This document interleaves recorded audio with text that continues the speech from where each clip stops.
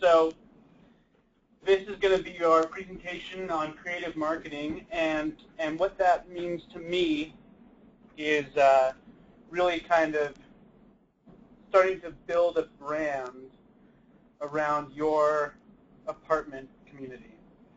And so I'll get into what that means, but that's kind of the crux of this.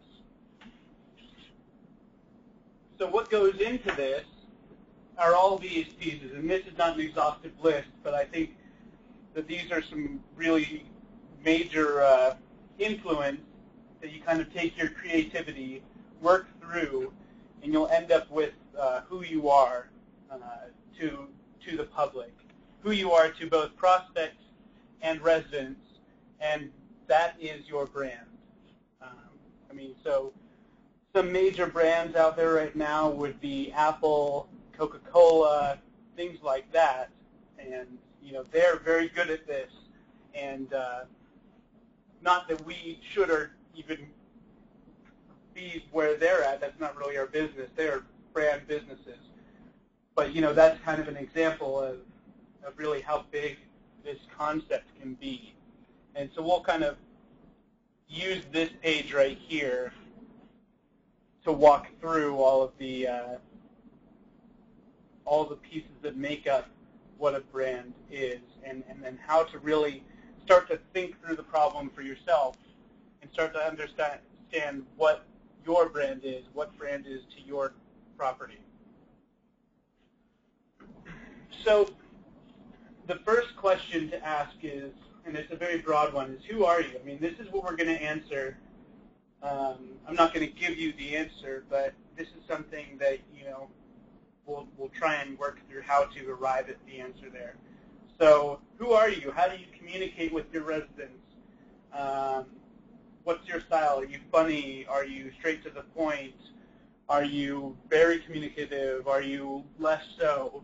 Are you big on Facebook? Are you big on Twitter? And a lot of these things are going to be determined by external factors, but as I'll get to. But this is really the question that we're answering here.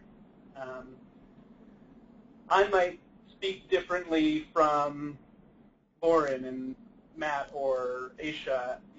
That's who we are. That's our own brand, and just kind of building one for your community is one that started from how you communicate, and then that's obviously informed by who you are. So really start to think about what the style is that you want to present out there.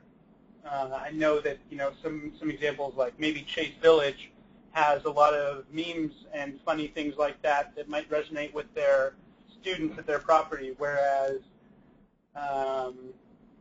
Element has got more of an Urban Outfitter style to them, and their communications on both fronts are reflective of their style. And you can kind of use what we've got, work with what you've got, whether that's a logo, whether that's informed by what your students are into, what your conventional residents are into, their demographic, and kind of use that to mold who you are so that you can best communicate with your residents, and so that they can start to understand a consistency in communication from you.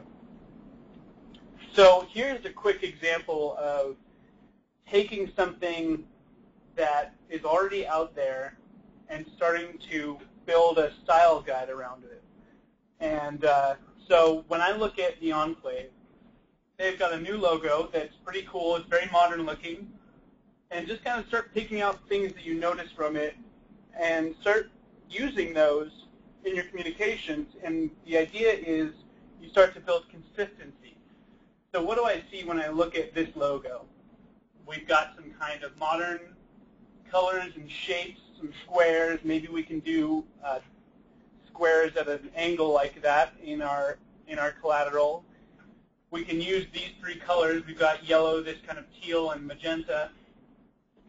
Those are three colors that we can start using in our communications.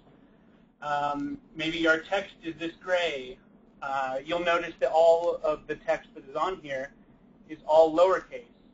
So these are all cues that we can start building some consistency in communication and start defining who we are. So if I were to ask that question and I was the one answering it about the enclave, I would say let's do a lot of our communication in lowercase letters. Let's use this gray. Let's highlight it with these boxes that are our primary colors, yellow, teal, and magenta. And let's get some templates together for some of these so that they know that it's us.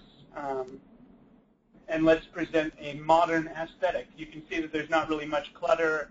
There's not really any clip art or anything like that. There's just like, so these things are kind of cues that you can take with things that you've already got to start building your style and to start informing the high level of who you are. So the answer to who you are here might be, we are a modern brand that is, focuses with these colors and uses lowercase lettering as a style choice, and kind of expand on it from there. But you can start to pick out little features that you like and start to build consistency.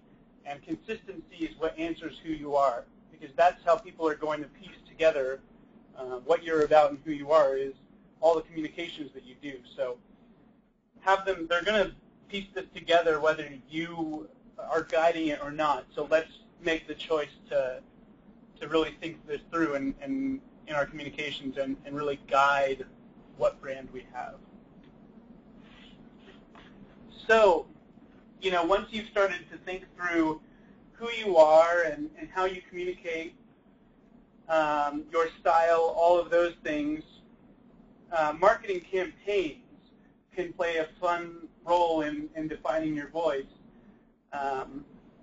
You can have themes around your messaging. So you might have the University Courtyard was just telling me that they've got a housing fair coming up, and the theme is a travel theme. So they've started putting together some material that is in the vein of a travel theme. And I want to really emphasize that it's great, and I really like campaigns, but the number one focus should not be the campaign itself. The campaign is a way to dress up a call to action. So, for instance, with this University Courtyard housing fair campaign, what they're planning to do is build a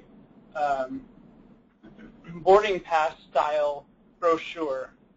But when you look at the boarding pass, even though it's stylized like a boarding pass, you definitely know when you look at it that it's an apartment building and that we are leasing for next year and that we want you to be a member of our community. So I like campaigns, but I think that the most important thing is still the message. What do you want the recipient of whatever collateral, whether it's written or otherwise, to get from this message that they've received from you?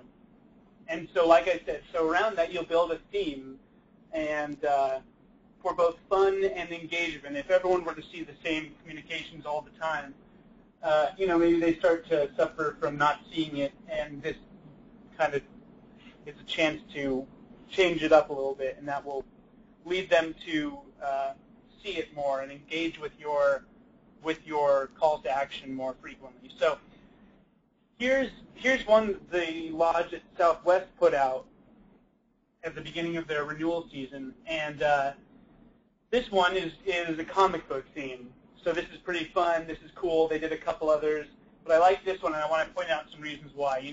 It's very clearly the comic book theme. They've got the styles of the comic book theme. They've got their logo. This is a message to residents. So you can see that the call to action is renew today, and here's why you're going to renew today, because we've just started offering $100 cash back. The when suddenly, while it is loud, is not the be-all, end-all message of this piece of communication. So wanted to offer this as a good way of dressing a simple communication up while not going overboard and really diluting the message, because really all this is saying is we're giving you guys $100 cash back, come renew today at the lodge.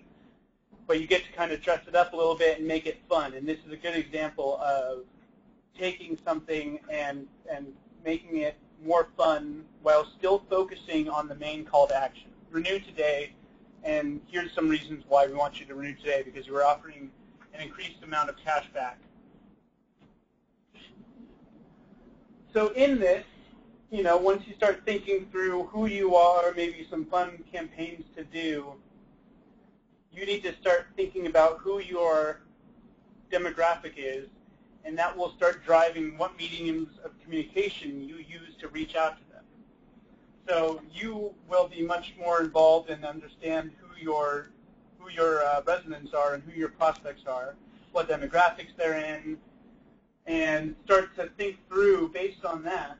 That can help inform who you are. If a lot of your residents are maybe international students, maybe that means that you're not going to be,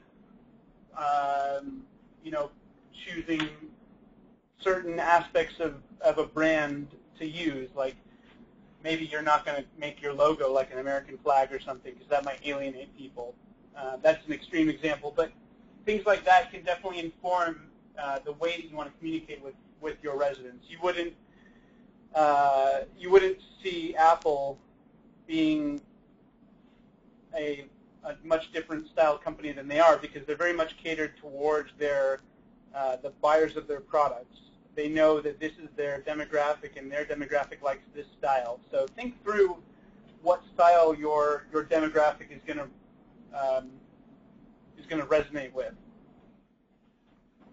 So not only who are they, but where are they? And what I mean by that is what mediums of communication, what activities are they doing? Are they on Facebook all the time? Do they only know about email? Are they big on Twitter or Instagram? Or maybe they're crazy about like Snapchat and other new forms of social media like that. So that is obviously also informed by your demographic, and we can be a brand and should be a company where we are building our brand not just around who they are, but where they are. So if they're all on Snapchat, maybe we should start sending them fun pictures or sending them tours of the apartments. Conversely, if they're just on email, then maybe we get really good at email or something along those lines. So these kind of things are all going to play a role in who you are. And then how can you be where they are? So you need to figure out how to best place yourself in their mediums of communication. So like I said, maybe it's email, maybe it's just flyers, maybe it's banners. So all of these things are going to play a role in, again, understanding who we are and how we get creative in marketing. It's really important to have all of these considerations when you think through your ideas, because they kind of act as a filter. Because you'll have a ton of creative ideas, and this will serve as something to really filter out and figure out which are the ones that are going to resonate most with my audience. So just as an example here is a look at a MailChimp report based around who is engaging with Chase Village's emails. So there's a couple things here. There's the medium of communication. If you'll notice, the vast majority of people are opening their emails on mobile, and then amongst that, the vast majority are on iPhone specifically. If you've got a staff member that's got an iPhone, it would be a pretty good idea to send a test email to Aisha and myself, but also maybe send it to somebody that's got an iPhone so that they can make sure that it works on iPhone correctly. This is very clearly a big part of the recipients are opening it there.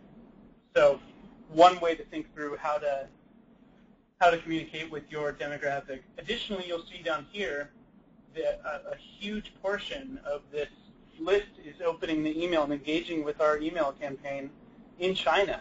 So that means, and they have actually done this, that maybe we should start putting together messages to residents in Mandarin as an option. Things like that are things to start thinking through and make part of your style and communication with your residents.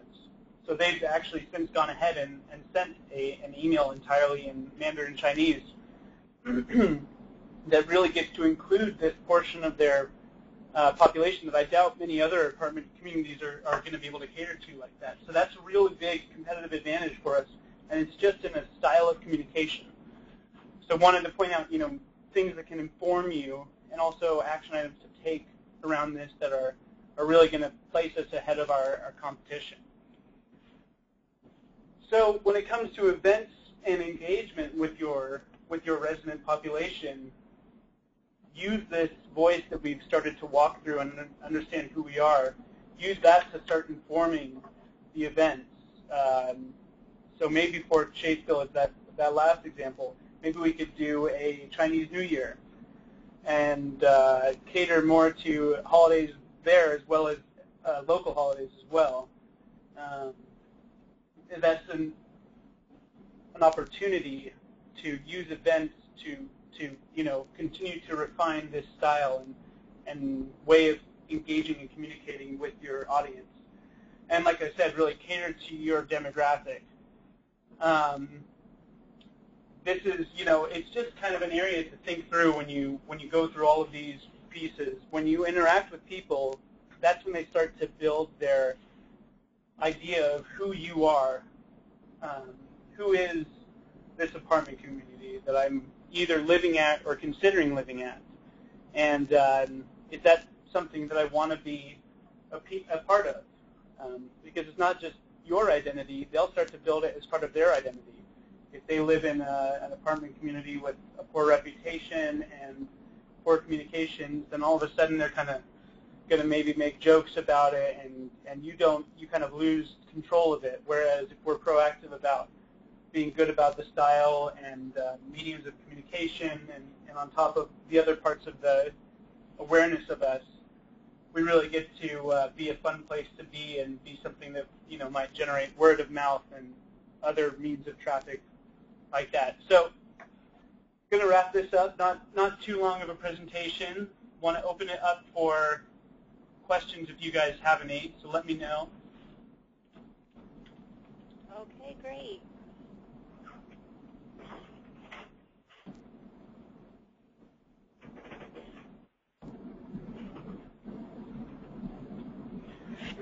Okay, cool. Well, if you have any questions, feel free to email me, and we can talk through any issues or thoughts that you might have.